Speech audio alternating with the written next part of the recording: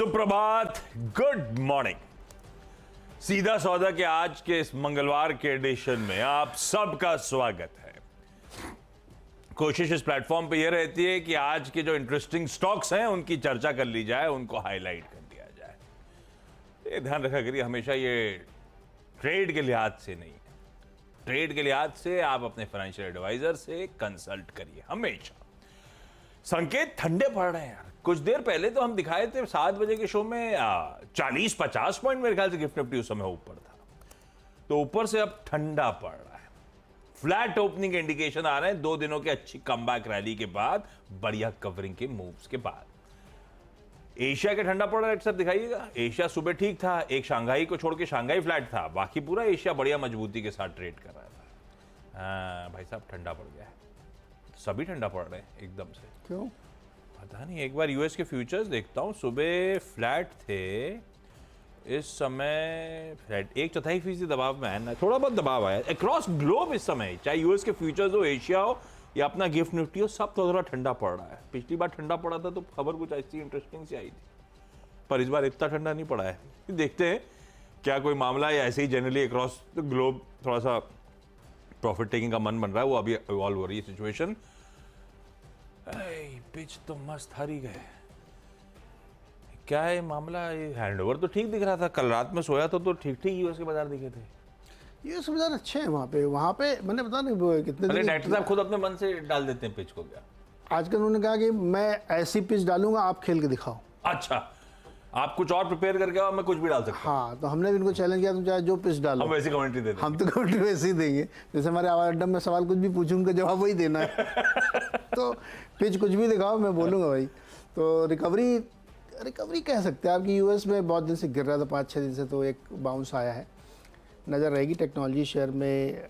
लेकिन कोई ऐसी फंडामेंटल सपोर्ट नहीं है मार्केट में कि कुछ बदल गया हो।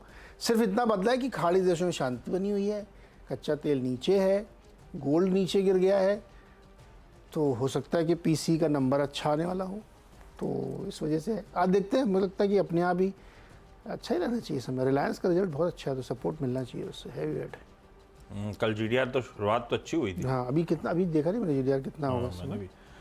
तो नेट आप कह सकते हैं कि पिच अच्छी है, हालांकि वैसी नहीं जैसे हैदराबाद के बल्लेबाज खेलते हैं।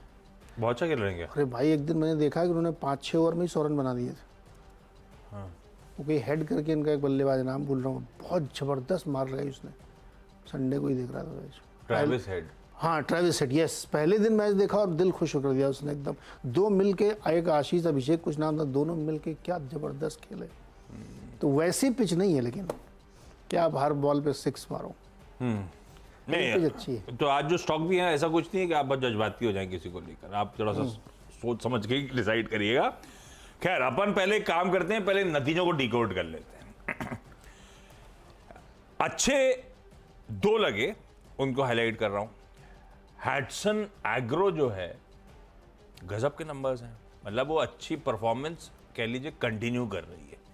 आय में साल दर साल 14.5% का जंप। एबिटा उसके सामने 47% बढ़ता हुआ, 46-47% बढ़ा, यानी कि क्या हुआ, मार्जिन बढ़िया एक्सपैंड कर गए।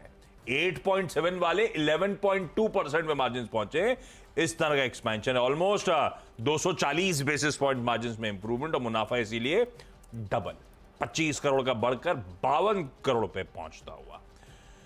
बढ़िया है। अब इसमें एक रीजन हो सकता है कि बीते क्वार्टर में दूध की कीमतें ठंडी पड़ी थी, मतलब कूल ऑफ हुई थी, उसका फायदा सीधे सीधे ईबिटा में मिला। पर जो भी है, सॉलिड परफॉर्मेंस इस कंपनी की। या आप बहुत साउथ जाते हो हर साल? हाँ। अरुण आइसक्रीम खाई क्या? हाँ, मैंने खाई। अच्छी है क्या? चेन्नई बहुत बढ़िया आइसक्रीम है। वहाँ यही चलती है ज्यादातर, अरुण ही अरुण। मतलब लार्जली वही चलती है। इधर भी नहीं, पार्लर है एकदम ये इधर नॉर्थ में क्यों नहीं दबदबा बड़ा पाने? या मैं कभी ऐसा देखा नहीं इनको एग्रेसिव। तो हाँ, ये नहीं, इवन मुंबई में हमको नहीं दिखती। हो सकता कहीं एकाध हो, बट है, दिखती नहीं होगी, लेकिन वो ना प्रमोट होती है, साउथ में पूरा है। हालांकि इन्होंने, मुझे ध्यान है, इन्होंने पनवेल कहीं इधर मुंबई के आसपास एक लगाई अपनी यूनिट। हाँ, गर्मी के टाइम ऐसी आइसक्रीम याद है। अदरवाइज नतीजे अच्छे हैं, इसीलिए हैटसन एग्रो परफॉर्मेंस बढ़िया है भाई इस कंपनी का। दूसरा, तमिलनाडु मर्केंटाइल बैंक। अरे इसको मैं इसको ग्रीन ले जा रहा हूं, पर थोड़ा सा ध्यान रखिएगा, मिले जुले। मैं ग्रीन क्यों ले जा रहा हूं, मुझे जो अच्छा लगा पहले बताता हूं। एनआईएम्स में हम एनआईएम्स क्यू ऑन क्यू देखेंगे और बहुत बढ़िया बाउंस है। 4.08% वाले 4.24% पे मार्जिन का आंकड़ा आता हुआ। एसेट क्वालिटी चाहे gross NPA, net NPA, marked सुधार है सीक्वेंशियली क्यू ऑन क्यू। तो एनआईएम्स पे बढ़िया एक्सपेंशन है, एसेट क्वालिटी बढ़िया इंप्रूवमेंट दिखा रही है, बैलेंस शीट पे स्ट्रेस रिड्यूस हो रहा है। पर दिक्कत है ऑपरेटिंग प्रॉफिट 404 करोड़ वाला 367 करोड़ रुपए हुआ, वो अभी भी लैंग्वेज कर रहा है। इसलिए मैंने कहा था इफ्स एंड बट्स हैं, जो हाइलाइट्स हैं उनको पहले मेंशन करा क्योंकि मैं स्टॉक को ग्रीन लेके जा रहा हूं। अगला है महिंद्रा लॉजिस्टिक्स, इसको लेकिन लाल रखा है। महिंद्रा ग्रुप की दो कंपनी सता रही है। एक महिंद्रा ईपीसी है, वो याद होगा आपको, इरिगेशन वाली, वो क्या कर रही है पता नहीं। और दूसरी महिंद्रा लॉजिस्टिक्स, ये रह के डिसअपॉइंट ही करती है आपको। आय में 14% का साल दर साल जंप, उसके सामने ईबिटा 11% गिर गया, यानी कि मार्जिन में तगड़ा कॉन्ट्रैक्शन है। मार्जिन 5% पे थे, 3.9% पे आ गए, 110 बेसिस पॉइंट्स का कूल ऑफ है। और हुआ क्या इसके चलते? घाटा बढ़ गया, तगड़ा बढ़ गया। ऑलमोस्ट 80 लाख रुपए का घाटा था पिछली बार, ऑलमोस्ट 13 करोड़ का घाटा हो गया। इसका परफॉर्मेंस लैंग्वेज कर रहा है, ठंडा है। मैं इसे लाल लेके जा रहा हूं। 3 हो गए। 3 हो गए, जल्दी जल्दी फटाफट मैं नहीं, बताता आराम हूँ, से बहुत जल्दी से एकदम से बताता हूँ मैं। पहला स्टॉक है तेजस नेटवर्क, जिसका भी हर्षदा डिटेल में बता रही थी। नतीजे बहुत बढ़िया है, इसको मानना चाहिए। रेवेन्यू जो है काफ़ी बढ़िया बढ़ के आया है और प्रॉफिट 147 करोड़, घाटे से मुनाफे में आई बेसिकली कंपनी। तो मुझे लगता है, और ये चौथी तिमाही ने ही पूरा का टर्न अराउंड कंपनी के लिए किया है, तो इसको ग्रीन में रख सकते हैं। एबी मनी के भी रिजल्ट ठीक ठाक है और मुनाफा 16 करोड़ निकल के आया है। इसमें भी काफ़ी शानदार ग्रोथ, चाहे सीक्वेंसली देखिए चाहे ईयरली देखिए। और रेवेन्यू भी 70 के सामने 116 करोड़ आया है। इसके अलावा तीसरा स्टॉक इंडस टावर, इसको तो मैंने सिर्फ इसलिए रखा है कि CLSA की एक रिपोर्ट आई है जिसने टारगेट दिया है 450 का। इसको ने एक्चुअली अपग्रेड किया है, आउट परफॉर्म थी पहले, अब बाई कॉल कर दी है, यानी करंट प्राइस पे भी बाई की कॉल दे रहे हैं, जबकि स्टॉक बहुत चल चुका है, लगभग डबल हो चुका है स्टॉक। तो उनका मानना है कि बहुत सारे जो एडिशनल टेनेंसीज हैं इनकी, वो कैलेंडर ईयर 24-26 तक काफ़ी बूस्ट करेंगे। 10% की सालाना एबिटा ग्रोथ यहाँ पे होगी, तो इस वजह से इसको ग्रीन में रख रहे हैं। 3 मेरे भी हो गए। ओके, अगला है केशोराम इंडस्ट्रीज, लाल रखा है यार इसको भी। थके नंबर्स हैं जैसे कि महिंद्रा लॉजिस्टिक्स के थे। आय में साल दर साल 0.2% का जंप है, 1.8%। उसके सामने एबिटा 30% गिर गया। मार्जिन 10.25% वाले 7% पे आ गए, 350 बेसिस पॉइंट्स का कॉन्ट्रैक्शन है। और घाटा लपक बढ़ गया, 26 करोड़ से बढ़ के 244 करोड़। नतीजे हर पैमाने पे कमजोर है, इसीलिए इसको मैं लाल लेके जा रहा हूं। फिर इंद्रप्रस्था मेडिकल, ये बहुत तेजी में है, स्टॉक ध्यान रखिएगा। और कल लार्ज ट्रेड हुआ, क्वांट म्यूचुअल फंड ने 5.5 लाख शेयर्स इसके 250 रुपए के भाव पे खरीद डाले। और ये अच्छी तेजी के बाद क्वांट एमएफ चेक इन कर रहा है। ये देखिए क्या मूव आया पिछले कुछ समय से, बहुत अच्छे स्टॉक कर रहा है, इसे ग्रीन रख दिया। फिर गा के सुना आपने कभी प्रैक्टिस करी क्या? नहीं, मैंने क्यों करी प्रैक्टिस, मैं सुनता हूँ। क्यों प्रैक्टिस? हर आदमी ने कभी सारे गामा गाया हो। सुनाओ, बाथरूम में जो गाते हो सुबह। सारे गामा नहीं गाता। हाँ। और एक तो इस टाइम पे उठता हूँ कि गाना गाऊंगा तो भी बच्चे सब गाली देंगे। सब जानते हैं। अंधेरे में उठा देते हो एक तो कुछ नहीं, चुपचाप जाता हूँ, चुपचाप आता हूँ। सारे गामा के लिए दिक्कत है। इनकी रिलीज रीड करती है, मैं अब उसका इंटरप्रिटेशन अपन बैठे बैठे यहाँ पे डिसाइड करते हैं। कंपनी को डिमांड ऑर्डर आया है differential duty on imported goods का। डिमांड ऑर्डर है 23 करोड़ रुपए का under the provisions of customs act, along with penalty equivalent to differential duty। मतलब 23 करोड़ की फाइन लगा प्लस 23 करोड़ की पेनल्टी लगी, 46 करोड़। उसके बाद नीचे आए add on penalty of 11.5 crore रुपए। And further a fine of 36.5 crore रुपए, 57 करोड़ और 36, है ना। तो ये क्वांटम बढ़ गया, ये है 100 करोड़ के आसपास 100 जा करोड़ रहा में है। माला बैठा दिया। तो हाँ, अब वो कंटेस्ट होगा, बात अलग है। सारेगामा आज के लिए लाल है इस अनाउंसमेंट से पहले। अच्छे हो गए अपने। यार, अभी सारेगामा में ना जॉली लल भी देखी तुमने? जॉली लल भी देखी। जो अदालत के अंदर जो गाना था ना, सासा सासा सासा सासा लग गए, वो याद आता मुझे सारेगामा से। वो यार, वो बाद में सुनेंगे। अच्छा, चौथा स्टॉक है GSPL। इसमें कल बहुत बुरी तरह से गिरावट आई थी क्योंकि इनका PNGRB ने टैरिफ काफ़ी कट कर दिया है। जो उम्मीद लगाए बैठे थे वो तो छोड़ो, आप जो करंट था उससे भी नीचे कर दिया। तो मुझे लगता है कि अभी जो जहर है ना, बाकी अभी और निकलेगा इसमें से, तो इसको भी आज में रेड ब्रेक चलें। पांचवा स्टॉक है गोदरेज एग्रोवेट। आपको याद होगा पिछले दिनों इनके ऊपर एक लगभग, इनकी एक कंपनी है क्रीम लाइन आइसक्रीम वाली, उस पर 100 करोड़ का ऑर्डर आया था। अब वो रिवाइज होके बहुत कम रह गया है, सिर्फ 1.5-2 करोड़ का बचा है। तो इनके लिए वो खबर पॉजिटिव हो गई, इसलिए रखा है। छठवां स्टॉक है महिंद्रा फाइनेंशियल। अभी आप बता दें M&M की कंपनियों के बारे में। इस कंपनी ने पिछले 15 सालों में कभी ऐसा खुशी का मौका नहीं दिया कि इन्वेस्टर झूम उठे। हमेशा कोई ना कोई बुरी खबर महिंद्रा की कंपनी डिसअपॉइंट कर रही है। अब ये 150 करोड़ का एक घोटाला निकला है। ये कह रहे 150 करोड़ तक हो सकता है, या आगे और ज़्यादा भी हो सकता है, कि वो व्हीकल फाइनेंसिंग में नॉर्थ ईस्ट में घोटाला किया गया है, जाली दस्तावेज दिए, पता नहीं क्या क्या किया है। लेकिन हाईली डिसअपॉइंटिंग कंपनी है ये, वोलेटाइल भी बहुत है, बहुत वोलेटाइल। इन्हीं का एक केस झारखंड में हुआ था जहाँ पे एक वो ट्रैक्टर वाला ही। हाँ, ट्रैक्टर चढ़ा दिया था किसी के ऊपर। ये तो पता नहीं कैसे इसको, और रिजल्ट आने थे वो भी इन्होंने डिले कर दिया। पहले असेस करेंगे क्या क्या होने वाला है। तो M&M फाइनेंशियल को रेड में रखिएगा।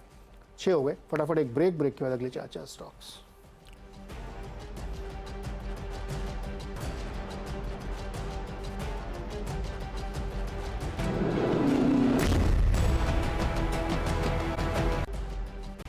स्वागत है एक बार फिर से। अब अगले 4 स्टॉक्स फटाफट आपको बता देते हैं। एक तो SBI कार्ड, और इस पे मॉर्गन स्टैनली की एक रिपोर्ट आई, इक्वल वेट कॉल दिया, टारगेट 750। मुझे समझ नहीं आ रहा कि ये रिपोर्ट ही क्यों आई।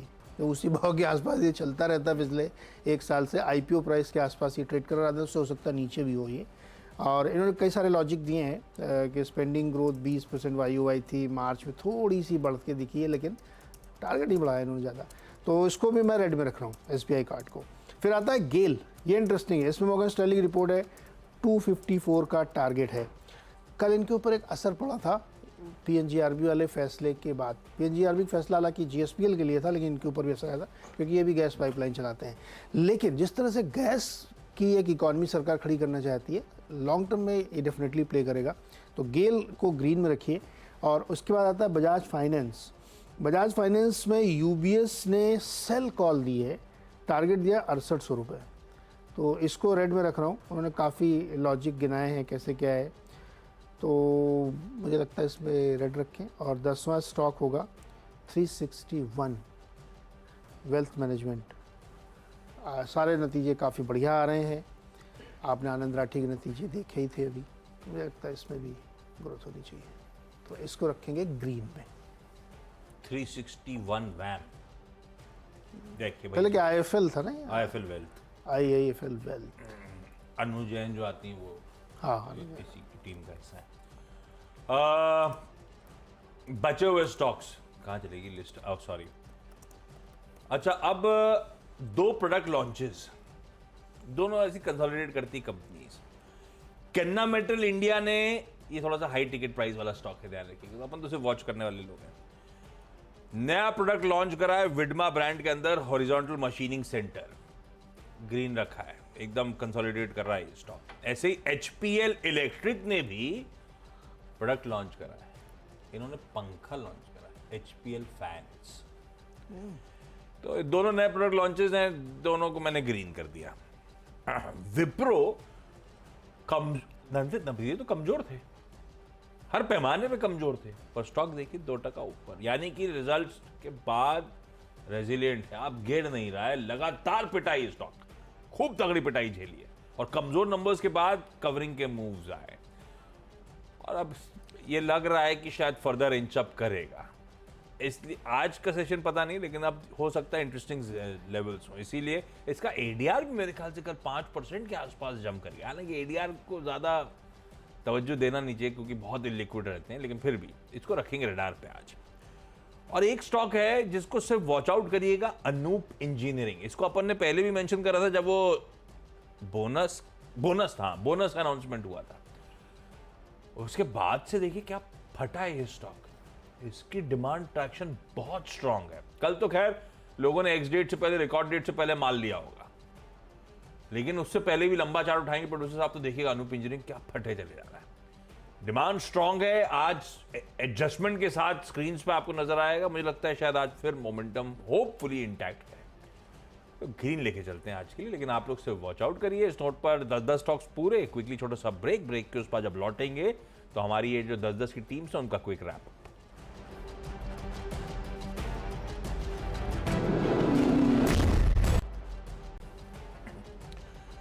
चलिए भाई, ब्रेक के बाद आप सबका स्वागत है।